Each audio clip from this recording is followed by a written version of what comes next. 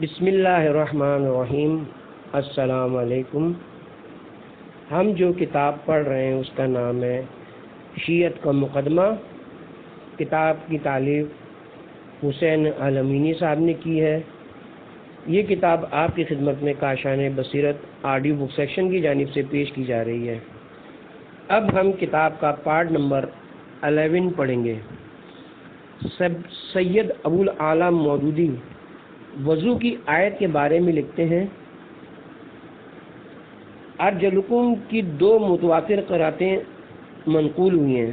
نافع عبداللہ بن عامر حفص کسائی اور یعقوب کی قرات ارجلکم ہے، جس سے پاؤں دھونے کا حکم ثابت ہوتا ہے، اور عبداللہ بن کثیر، حمزہ بن حبیب، ابو عمرو بن الاعلیٰ اور عاصم کی قرات ارجلکم ہے، جس سے مسح کرنے کا حکم نکلتا ہے۔ بظاہر ایک شخص محسوس کرے گا یہ دونوں قراتیں متضاد ہیں، لیکن نبی اکرم کے عمل سے معلوم ہو گیا کہ دراصل ان میں تضاد نہیں ہے، بلکہ یہ 2 مختلف حالتوں کے لیے الگ الگ احکام کی طرف اشارہ کرتی ہیں۔ جس آدمی کو وضو کرنا ہو تو اسے پاؤں دھونا چاہیے باوضو، اگر تجدید وضو کرے تو وہ صرف مسح پر اتفاق کر سکتا ہے۔ تھوڑے سے اختلاف کے ساتھ یہی بات علامہ جلال الدین سیوطی نے تفسیر اعتقاد میں بھی لکھی ہے۔ صحیح مسلم مع مختصر شرح نووی کے عبارت ملاحظہ ہو، محمد بن جریر اور جبائی معتزلہ کے امام نے کہا ہے کہ اختیار ہے خواہ مسح کرے دونوں پاؤں پر، خواہ ان کو دھوئے، اور بعد نے یہ کہا ہے کہ مسح اور دھونا دونوں واجب ہیں۔ مولانا وحید الزمان کی تحقیق ملاحظہ فرمائیں۔ اہل سنت کے یہ بہت بڑے اسکالر ہیں۔ علامہ ابن جریر طبری اور شیخ محی الدین بن عربی نے یہ کہا ہے کہ نمازی کو اختیار ہے چاہے وضو میں پاؤں دھوئے چاہے مسح کرے۔ اکرمہ اور چند تابعین سے بھی مسح منقول ہے۔ دوسری جگہ لکھتے ہیں اکثر اہل سنت کے نزدیک پاؤں دھونا فرض ہے، اور بعضوں نے کہا کہ مسح اور دھونا دونوں کافی ہیں، اور نمازی کو اختیار ہے خواہ ان کو دھوئے یا ان پر مسح کرے۔ ہماری گزارش، ہم معزز علماء اہل سنت سے اتنی گزارش کرتے ہیں کہ جب بڑے بڑے علماء اہل سنت نے یہ لکھا ہے کہ وضو میں پاؤں پر مسح کرنے کا نمازی کو اختیار ہے، بلکہ حضرت اکرمہ اور کئی تابعین سے مسح منقول ہے، اور تابعی اسے کہتے ہیں جس نے صحابہ کرام کی زیارت کی ہو۔ اگر یہ بات عوام کو بھی بتا دی جائے تو ایک طرف ان کے لیے سہولت پیدا ہوگی اور دوسری طرف مسلمان ایک دوسرے کے قریب آ سکیں گے، کیونکہ شیعہ وضو نہ صرف قرآن و سنت بلکہ صحابہ و تابعین سے بھی ثابت ہے۔ روزہ افطار کرنے کا وقت قرآن و سنت کی روشنی میں تمام اہل اسلام کا اتفاق ہے کہ اللہ تعالیٰ نے رمضان المبارک کے روزے فرض کیے ہیں، لیکن بدقسمتی سے یہاں بھی اختلاف کی ایک صورت پیدا ہو گئی۔ برادران اہل سنت جو ہی سورج غروب ہوتا ہے روزہ افطار کر دیتے ہیں، لیکن مکتب اہل بیت کے پیروکاری یعنی شیعہ چند منٹ دیر سے روزہ کھولتے ہیں۔ قرآن و حدیث میں روزہ کھولنے کا وقت اتنے واضح اور صاف لفظوں میں بیان ہوا ہے کہ معمولی عقل و فکر رکھنے والا آدمی بھی آسانی سے سمجھ سکتا ہے، اس لیے ہم قرآن و سنت کی روشنی میں ہی اس پر غور کرتے ہیں۔ قرآن کس وقت روزہ کھولنے کا حکم دیتا ہے؟ سورہ بقرہ میں ارشاد الہی ہے، اور کھاؤ اور پیو بھی اس وقت تک کہ تم کو سفید خط یعنی نور صبح صادق کا متميز ہو جائے، سیاہ خط سے پھر صبح صادق سے رات تک روزے کو پورا کیا کرو۔ ترجمہ مولانا اشرف علی تھانوی۔ شیخ الہند مولانا محمود الحسن کا ترجمہ ملاحظہ ہو، اور کھاؤ اور پیو جب تک کہ صاف نظر آئے تم کو دھاری سفید صبح کی جدا دھاری سیاہ سے، پھر پورا کرو روزہ کو رات تک۔ ترجمہ مولانا محمود الحسن دیوبندی۔ اس آیت کے آخری حصے میں روزہ کھولنے کے وقت کی وضاحت موجود ہے، یعنی رات تمام کرو روزہ رات تک، کیونکہ شیعہ اور اہل سنت کے درمیان اس بات پر اختلاف موجود ہے کہ افطاری کس وقت کی جائے۔ مناسب معلوم ہوتا ہے احادیث سے رجوع کر کے اصل صورتحال معلوم کی جائے۔ وقت افطار احادیث کی روشنی میں، احادیث اس سلسلے میں کیا کہتی ہیں ملاحظہ فرمائیں۔ حضرت کہیں تشریف لے جا رہے ہیں، صحابہ کرام ساتھ ہیں، رمضان کا مہینہ سورج غروب ہو جاتا ہے۔ حدیث کے اصل الفاظ بخاری شریف میں اس طرح آئے ہیں، یعنی جب سورج ڈوب گیا تو آپ نے ایک شخص سے فرمایا اتر ہمارے لیے ستو گھول۔ اس نے کہا ابھی تو بہت وقت باقی ہے۔ آپ نے فرمایا جب تم دیکھو رات کی تاریکی ادھر پورب مشرق کی طرف سے آن پہنچی تو روزے کے افطار کا وقت آ گیا ہے، اور آپ نے انگلی سے پورب مشرق کی طرف اشارہ کیا۔ صحیح مسلم کی حدیث میں حضرت کے الفاظ زیادہ تفصیل سے بیان ہوئے ہیں۔ آپ فرماتے ہیں آپ نے ہاتھ سے اشارہ فرمایا کہ جب سورج ڈوب جائے اس طرف کو مغرب میں اور آ جائے رات اس طرف سے مشرق سے، پس روزہ کھل چکا صائم کا۔ امام ترمذی نے افطاری کے متعلق ایک باب باندھا ہے، اس کے ذیل میں لکھتے ہیں کہ نبی کریم صلی اللہ علیہ وسلم نے فرمایا جب سامنے آئے سیاہی رات کی مشرق سے اور پیٹھ موڑے دن اور غروب ہو جائے آفتاب تو تجھ کو روزہ کھولنا چاہیے۔ کتنے صاف الفاظ میں روزہ کھولنے کا مسئلہ حضرت نے بیان فرمایا ہے۔ ہم اپنے محترم قائرین سے گزارش کرتے ہیں کہ وہ مندرجہ بالا احادیث کے الفاظ بار بار غور سے پڑھیں۔ کیا نبی کریم اکرم نے یہ فرمایا کہ جو ہی سورج غروب ہو جائے تو روزہ کھول دیا جائے، جیسا کہ برادران اہل سنت کا معمول ہے؟ حضرت نے دو باتوں کی طرف اشارہ فرمایا، ایک تو سورج مغرب کی طرف غروب ہو جائے اور دوسرا مشرق کی طرف سے رات کی سیاہی نمودار ہو جائے۔ یہی وجہ ہے کہ شیعہ سورج غروب ہونے کے ساتھ ہی روزہ افطار نہیں کرتے، بلکہ مشرق کی طرف سے رات کے آثار نمودار ہونے تک تقریباً 10 منٹ انتظار کرتے ہیں۔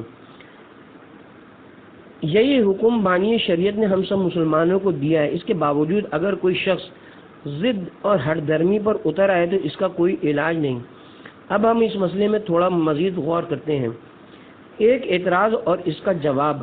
اکثر علماء اہل سنت یہ کہتے ہیں کہ پیغمبر اکرم نے فرمایا ہے کہ روزہ کھولنے میں جلدی کی جائے، جیسا کہ مولانا وحید الزمان خان نے ابن ماجہ کے ترجمے میں حضرت کی یہ الفاظ لکھے ہیں کہ ہمیشہ لوگ بہتری کے ساتھ رہیں گے جب تک افطار جلدی کیا کریں گے، اس لیے کہ یہود افطار میں دیر کرتے ہیں۔ اب اس جلدی کا مطلب بھی یہی ہو سکتا ہے کہ حکم قرآن کے مطابق اور پیغمبر اکرم کے فرمان کے مطابق جو ہی سورج غروب ہونے کے بعد مشرق سے رات کے آثار نمودار ہوں روزہ کھولنے میں جلدی کی جائے، نہ کہ وقت آنے سے پہلے روزہ افطار کر دیا جائے۔ حاشیہ ابن ماجہ پر مولانا وحید الزمان بھی یہی بات لکھتے ہیں کہ وقت آنے کے بعد پھر روزہ کھولنے میں دیر نہ کریں۔ یہ مطلب نہیں ہے کہ وقت سے پہلے کھول ڈالیں۔ یہود کیسے روزہ کھولتے تھے؟ یہ جو اوپر مولانا وحید الزمان خان نے پیغمبر اکرم کا فرمان نقل کیا ہے کہ یہود افطار دیر میں کرتے ہیں، اس سے کیا مراد ہے؟ یہود افطار میں کتنی دیر کرتے تھے؟ مولانا وحید الزمان خان حاشیہ موطا امام مالک اور شرح بخاری میں لکھتے ہیں کہ یہود و نصارہ روزہ کھولنے کے لیے تارے نکلنے کا انتظار کرتے تھے، لیکن اسلام نے اس طریقے کے برعکس دوسرا حکم دیا ہے جو کہ اوپر قرآن و سنت کی روشنی میں بیان ہوا ہے کہ سورج ڈوبنے کے بعد مشرق سے جو ہی رات کے آثار شروع ہوں روزہ افطار کرنے کا وقت ہو جاتا ہے۔ حضرت ابو بکر، حضرت عمر اور حضرت عثمان کا طرز عمل۔ مزید وضاحت کے لیے ہم حضرت ابو بکر، حضرت عمر اور حضرت عثمان کا طرز عمل بھی بیان کر دیتے ہیں۔ ڈاکٹر محمد رواز قلعجی، پروفیسر زہران یونیورسٹی سعودی عرب، اپنی تحقیقی کتاب فقہ حضرت ابو بکر میں لکھتے ہیں کہ حضرت ابو بکر مغرب کی نماز کو افطار پر مقدم کرتے تھے۔ ان کی رائے یہ تھی کہ افطار میں تاخیر کی کافی گنجائش ہے۔ موطا امام مالک میں حضرت عمر اور حضرت عثمان کا طرز عمل ملاحظہ فرمائے۔ اصل روایت کے الفاظ اس طرح ہیں۔ حمید بن عبد الرحمن سے روایت ہے کہ حضرت عمر بن خطاب اور حضرت عثمان بن عفان نماز پڑھتے تھے مغرب کی، رمضان میں جب سیاہی ہوتی تھی مغرب کی طرف، پھر بعد نماز کے روزہ کھولتے تھے۔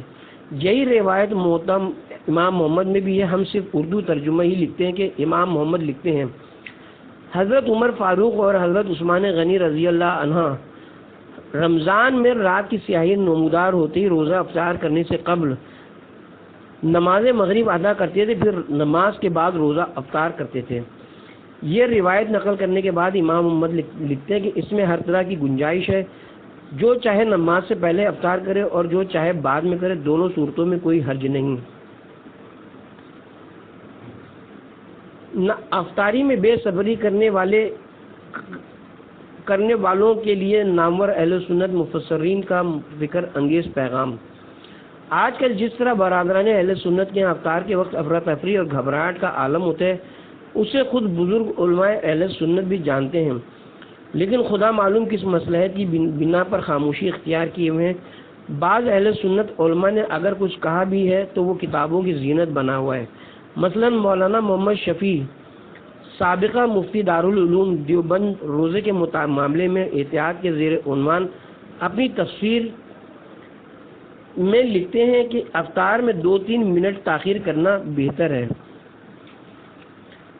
سید ابو الاعلیٰ مودودی جنہیں بات کو سمجھنے اور سمجھانے کا سلیقہ آتا ہے، لیکن وقت افطار کی وضاحت کرتے ہوئے اپنی تفسیر میں خود الجھ گئے ہیں، وہ بھی اتنی بات لکھنے پر مجبور ہوئے ہیں کہ آج کل لوگ سحری اور افطار دونوں کے معاملے شدت احتیاط کی بنا پر کچھ بے جا تشدد برسنے لگے ہیں، مگر شریعت نے ان دونوں اوقات کی کوئی ایسی حد بندی نہیں کی ہے جس سے چند منٹ یا چند سیکنڈ ادھر ادھر ہو جانے سے آدمی کا روزہ خراب ہو جاتا ہے۔ پھر آخر میں لکھتے ہیں کہ حضرت نے فرمایا کہ جب رات کی سیاہی مشرق سے اٹھنے لگے تو روزے کا وقت ختم ہو جاتا ہے۔ جسٹس پیر محمد کرم شاہ الازہری وقت افطار کا ذکر کرتے ہوئے لکھتے ہیں کہ حضور صلی اللہ علیہ وسلم نے اپنے ارشاد سے وضاحت فرما دی، جب ادھر مغرب سے دن پیٹ پھیر دے اور ادھر مشرق سے رات آ جائے تو وہ وقت ہے افطار کا۔ پھر لکھتے ہیں بعض لوگ روزے کے افطار میں اتنی جلدی کرنے لگے ہیں کہ سورج بھی صحیح طور پر غروب نہیں ہوتا کہ وہ افطار کا نقارہ بجا دیتے ہیں۔ اہل سنت مفسر جناب جاوید احمد غامدی مدیر ماہنامہ اشراق اپنے ایک مضمون روزہ قرآن کی روشنی میں تحریر فرماتے ہیں کہ بعض فقہا کا خیال ہے کہ غروب آفتاب کے ساتھ رات کا آغاز ہوتے ہی روزہ کھول لینا چاہیے۔ بعض اہل علم کے نزدیک جب کچھ رات گزر جائے تو پھر روزہ افطار کرنا چاہیے۔ اس اختلاف کے نتیجے میں عملاً 10-15 منٹ کا فرق پڑتا ہے۔ یہ بات کو سمجھنے کا اختلاف ہے، اسے بڑا مسئلہ نہیں بنانا چاہیے۔ جس بات پر اطمینان محسوس ہو اسے اختیار کر لینا چاہیے۔ ہم محترم جاوید احمد غامدی صاحب کی خدمت میں عرض کرتے ہیں کہ جب تک آپ جیسے علماء کا طبقہ خود پہل نہیں کرے گا، اس وقت تک عوام الناس کی کیا مجال کے 10-15 منٹ تو دور کی بات ہے، وہ افطاری کا اعلان ہونے کے بعد 10-15 سیکنڈ کی بھی تاخیر کر سکیں۔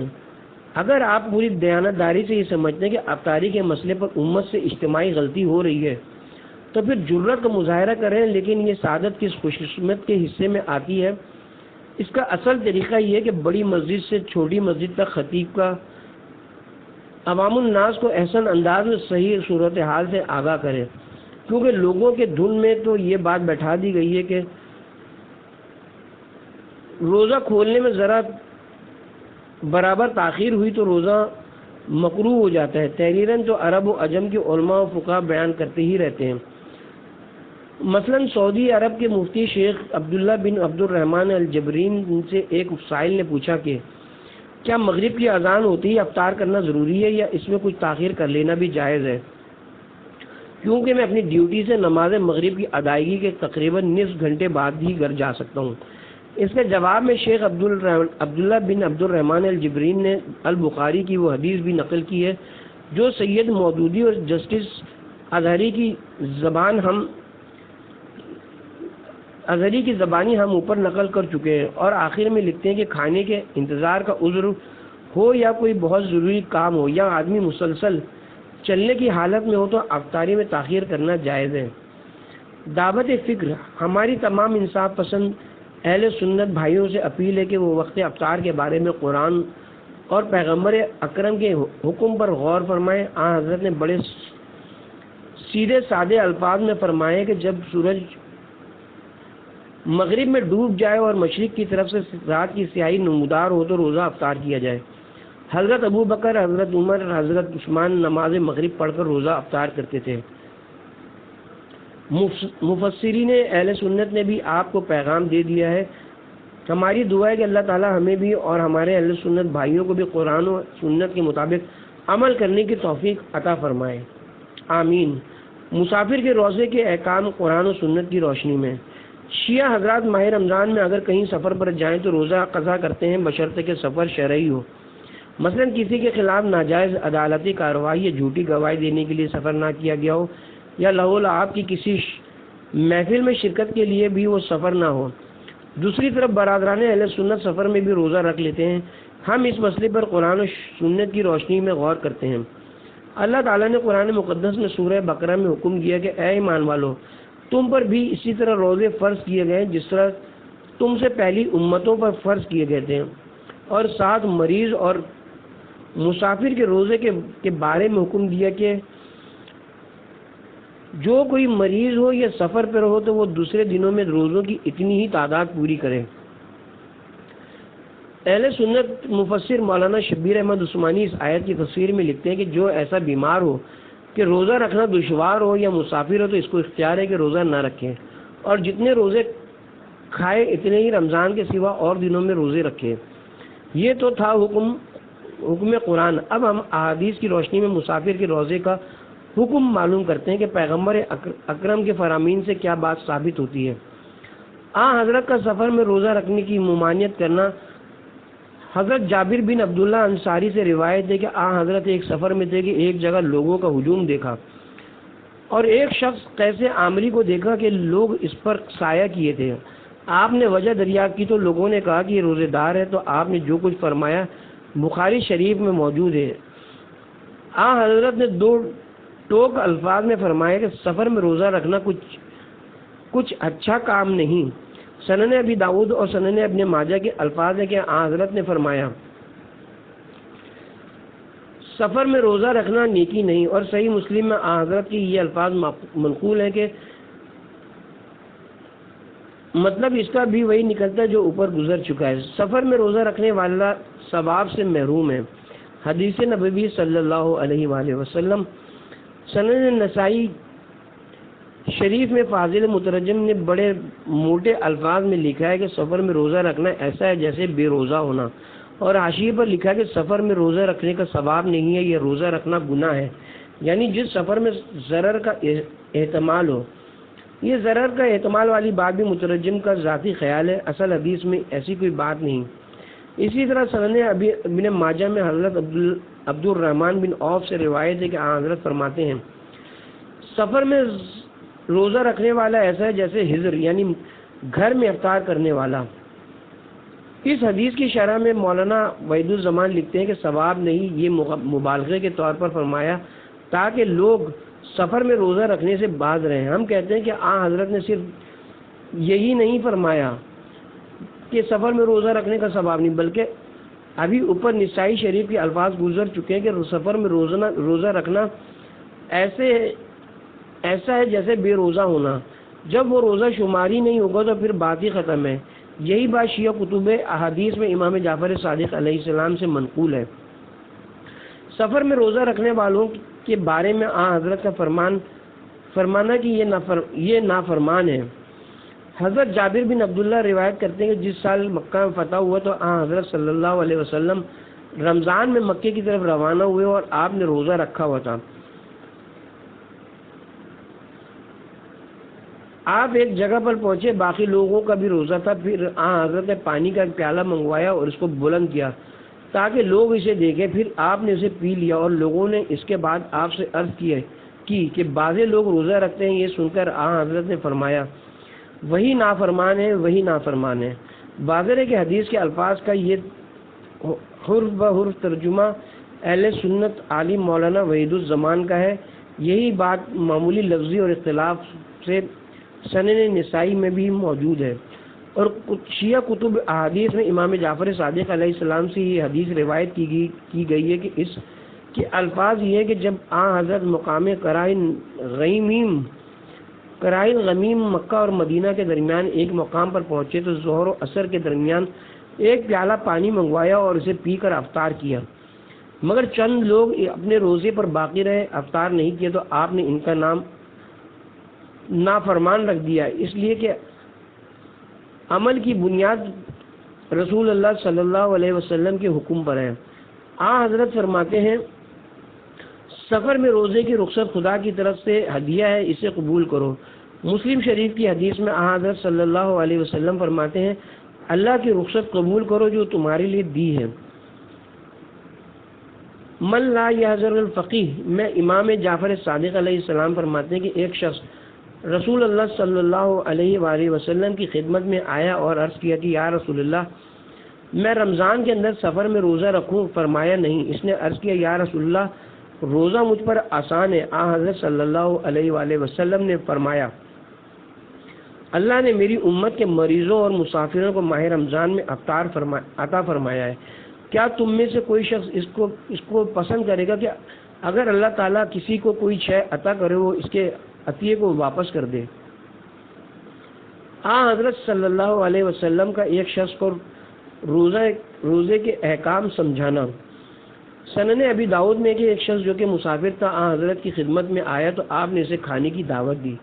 اس نے عرض کیا یا رسول اللہ میں روزے دار ہوں۔ آپ نے اس سے فرمایا نبی کریم صلی اللہ علیہ وسلم نے اس شخص سے فرمایا بیٹھ میں تجھے بتاتا ہوں نماز اور روزے کا حال اللہ جل جلالہ نے معاف کر دی آدھی نماز اور روزہ مسافر کو۔ اسی طرح سنن نسائی میں حضرت ابو قلابہ روایت کرتے ہیں کہ رسول اللہ صلی اللہ علیہ وسلم سفر میں نکلے، آپ کے سامنے کھانا آئے اور آپ نے ایک شخص سے فرمایا آؤ اور کھانا کھاؤ۔ وہ بولا میں روزے سے ہوں۔ آپ نے اس آدمی سے فرمایا اللہ تعالیٰ نے مسافر کو آدھی نماز اور روزہ سفر میں معاف کر دیا ہے۔ ایک حدیث کے الفاظ اس طرح ہیں کہ حضرت صلی اللہ علیہ وسلم نے اس شخص سے فرمایا تو نہیں جانتا جو اللہ نے معاف کیا ہے مسافر کو؟ اس نے کہا کہ کیا معاف کیا ہے؟ آپ نے فرمایا روزہ اور آدھی نماز۔ نتیجہ بحث مسافر کے روزے کی اس طرح ساری بحث ہی ہے نتیجہ اخذ ہوتا ہے کہ نمبر 1 سورہ بقرہ میں اللہ تعالیٰ کا حکم ہے کہ مسافر کو آدھی نماز اور روزہ قضا کرنے کا حکم ہے۔ نمبر 2 پیغمبر اکرم نے فرمایا سفر میں روزہ رکھنا نیکی نہیں ہے۔ نمبر 3 حضرت نے یہ بات بھی واضح کر دی کہ سفر میں روزہ رکھنا ایسا ہے جیسے بے روزہ ہونا۔ نمبر 4 حضرت نے یہ بھی فرمایا کہ سفر میں روزہ رکھنے والے نافرمان ہیں۔ نمبر 5 حضرت نے یہ بھی فرمایا کہ سفر میں روزے کی رخصت خدا کی طرف سے ہدیہ ہے، اسے قبول کرو۔ پھر آپ نے ایک مسافر کو اپنے پاس بیٹھا کر اس بات کی وضاحت بھی کی۔ نوافل رمضان یا نماز تراویح رمضان المبارک کی راتوں میں نوافل پڑھنے کا مسئلہ بھی شیعہ سنی کے درمیان موضوع بحث بنا رہا ہے۔ برادران اہل سنت ان نوافل کو نماز تراویح کہتے ہیں اور نماز عشاء کے بعد باجماعت ادا کرتے ہیں۔ ان کا موقف یہ کہ حضرت صلی اللہ علیہ وسلم نے رمضان المبارک کی 3 راتوں کو یہ نوافل پڑھے۔ وہ 3 راتیں کون سی ہیں؟ بعض احادیث میں تو یہ بات واضح نہیں، لیکن ترمذی، ابن ماجہ اور سنن ابی داؤد وغیرہ کتب احادیث میں صراحت سے لکھا ہے کہ وہ 23، 25 اور 27 رمضان المبارک کی راتیں تھیں۔ اور سنن ابی داؤد میں عبداللہ ابن مسعود سے روایت ہے کہ حضرت نے فرمایا 17ویں، 21ویں اور 23ویں رات کو لیلۃ القدر ڈھونڈو۔ اس کے بعد حضرت چپ ہو رہے ہیں۔ یہ روایت شیعہ موقف کے قریب ہے کیونکہ ہمارے یہاں 19 اور 21 اور 23 کی راتوں کو جاگ کر عبادت کرنا ائمہ اہل بیت کے ذریعے پیغمبر اکرم صلی اللہ علیہ وسلم سے ثابت ہے۔ شیعہ کتب میں رمضان المبارک کی راتوں میں 1000 نوافل پڑھنے کا حکم ہے، جس کا طریقہ یہ ہے کہ پہلی 20 راتوں میں مغرب کے بعد 8 اور عشاء کے بعد 12 نوافل اور آخری 10 راتوں میں مغرب کے بعد 8 اور عشاء کے بعد 22 نوافل پڑھے اور 19، 21 اور 23 کی راتوں میں جاگ کر 100 نوافل مزید پڑھے جائیں۔ مفاد الجناح یہ نوافل پڑھنے کا بہت زیادہ ثواب ہے، لیکن اگر نہ پڑھے جائیں تو گناہ نہیں۔ البتہ سنت طریقہ یہ کہ الگ الگ بغیر جماعت پڑھے جائیں اور گھر میں پڑھنا بہتر ہے۔ اب رہے برادران اہل سنت، ان کے ان نوافل کی تعداد میں شدید اختلاف ہے۔ مولانا وحید الزمان لکھتے ہیں اس باب میں مختلف روایتیں، ایک میں 11، ایک میں 21، ایک میں 20 اور ایک میں 23، ایک میں 36، ایک میں 39، ایک میں 40 اور ایک میں 38، ایک میں 34، ایک میں 24، ایک میں 16 اور ایک میں 13 مذکور ہیں۔ امام ابو حنیفہ کے پیروکار 20 اور اہل حدیث 8 رکعت تراویح پڑھتے ہیں۔ ائمہ اہل بیت سے جو کچھ ثابت ہے اس کی تفصیل اوپر گزر چکی ہے۔ لفظ تراویح کا مفہوم، اہل سنت دانشور اور محقق جناب قاسم محمود لکھتے ہیں کہ تراویح کا لفظ ترویہ سے نکلا، جس کے معنی ایک دفعہ آرام لینا ہے۔ نماز تراویح میں چونکہ 4 رکعتوں کے بعد کچھ دیر آرام کرتے ہیں اور اسی وجہ سے اسے تراویح کہا جاتا ہے۔ مولانا وحید الزمان مروم لکھتے ہیں کہ تراویح اس کا نام ہے اس لیے ہوا کہ ترویح کہتے ہیں آرام کرنے کو۔ صحابہ اس نماز میں ہر 2 گانا کے بعد تھوڑی دیر آرام سے بیٹھتے اور راحت لیتے۔ واضح ہے کہ لفظ تراویح کے بارے میں یہ بات بھی قابل غور ہے کہ بخاری، مسلم، ترمذی، ابن ماجہ، ابی داؤد، سنن نسائی وغیرہ کتب احادیث میں حضرت کی زبان سے یہ لفظ مروی نہیں، البتہ مترجم حضرات نے نوافل رمضان کا ترجمہ تراویح کیا ہے۔ نوافل رمضان کے بارے میں پیغمبر اکرم صلی اللہ علیہ وسلم کی سنت و طریقہ کیا تھا؟ حضرت ابو ہریرہ روایت کرتے ہیں کہ رسول اللہ صلی اللہ علیہ وسلم رمضان میں تراویح پڑھنے کی ترغیب دیتے بغیر اس کے کہ یاروں کو تاکید سے حکم کریں، اور سنن ابی داؤد میں حضرت ابو ہریرہ سے مروی حدیث کا ترجمہ مولانا وحید الزمان یوں کرتے ہیں: رسول اللہ صلی اللہ علیہ وسلم لوگوں کو رغبت دلاتے تھے رمضان میں کھڑا رہنے کے واسطے تراویح میں، مگر حکم نہیں کرتے تھے کہ خواہ مخواہ ایسا کرو۔ اس حدیث کے اگلے الفاظ اس طرح سے ہیں: پھر رسول صلی اللہ علیہ وسلم کی وفات ہو گئی اور یہی صورت رہی، پھر حضرت ابو بکر کی خلافت میں بھی یہی حال رہا اور شروع خلافت میں حضرت عمر کے ایسا ہی رہا۔ اوپر صحیح مسلم کی جو حدیث حضرت ابو ہریرہ سے نقل ہوئی ہے، اسی سے ملتی جلتی حدیث سنن نسائی میں بھی موجود ہے۔ اس کی شرح میں مولانا وحید الزمان لکھتے ہیں: رمضان کا قیام مستحب اور سنت رہا، کچھ واجب اور ضرور نہ تھا۔ پیغمبر اکرم صلی اللہ علیہ وسلم رات کے کس حصے میں مسجد میں تشریف لے جاتے تھے؟ اوپر ہم لکھ آئیں کہ پیغمبر اکرم جن راتوں کو مسجد میں نوافل رمضان ادا کرنے کے لیے تشریف لے گئے وہ بقول جامع ترمذی وغیرہ 23، 25 اور 27 رمضان کی راتیں تھیں۔ اب رہی یہ بات کہ پیغمبر اکرم صلی اللہ علیہ وسلم رات کے کس حصے میں مسجد میں تشریف لے گئے، اس بارے میں ام المومنین حضرت عائشہ بیان کرتی ہیں بخاری شریف کے الفاظ میں: پیغمبر اکرم صلی اللہ علیہ وسلم رمضان کی ایک شب آدھی رات کو نکلے، اور شاید اسی وجہ سے مولانا وحید الزمان وغیرہ محقق علماء اہل سنت نے یہ لکھا کہ حضرت نے ایک ہی نماز پڑھی، اسے تہجد کہو یا تراویح۔ نماز تراویح جماعت سے کب شروع ہوئی؟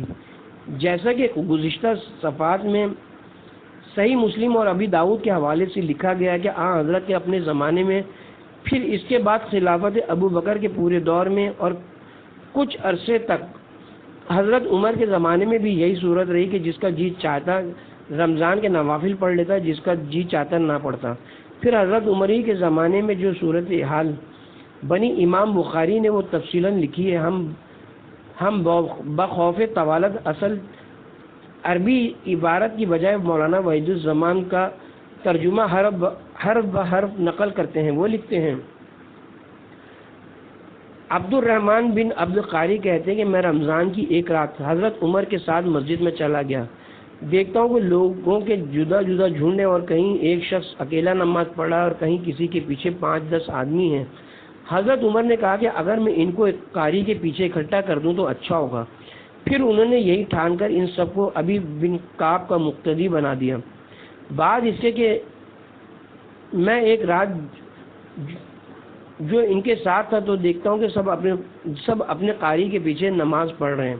حضرت عمر نے کہا کہ یہ بدعت تو اچھی ہوئی۔ اس آخری جملے کے اصل الفاظ بخاری میں اس طرح لکھے ہوئے ہیں، قال عمر نام البدعۃ الحاذا۔ اس حدیث کی شرح میں مولانا وحید الزمان خان لکھتے ہیں، اس سے یہ ثابت ہوتا ہے کہ حضرت عمر خود اس جماعت میں شریک نہیں ہوتے تھے۔ شاید ان کی رائے یہ ہو کہ نفل نماز گھر میں اور وہ بھی آخری شب میں پڑھنا بہتر ہے۔ محمد بن نصر مروزی نے روایت کی ہے کہ ابن عباس نے کہا کہ میں حضرت عمر کے پاس تھا، انہوں نے لوگوں کا شور سنا تو پوچھا کہ یہ کیا ہے؟ لوگوں نے کہا کہ تراویح پڑھ کر جا رہے ہیں۔ حضرت عمر نے کہا کہ جو رات باقی ہے وہ اس سے افضل ہے جو گزر گئی۔ حضرت عمر کا یہ کہنا کہ جو رات باقی ہے یعنی رات کا آخری حصہ وہ اس سے افضل ہے جو گزر گئی ہے، اس لیے ہے کہ حضرت رات کے جس حصے میں گھر سے مسجد تشریف لائے تھے وہ ابھی اوپر ام المومنین حضرت عائشہ کے حوالے سے لکھا جا چکا ہے۔ جوف اللیل یعنی آدھی رات کا وقت تھا۔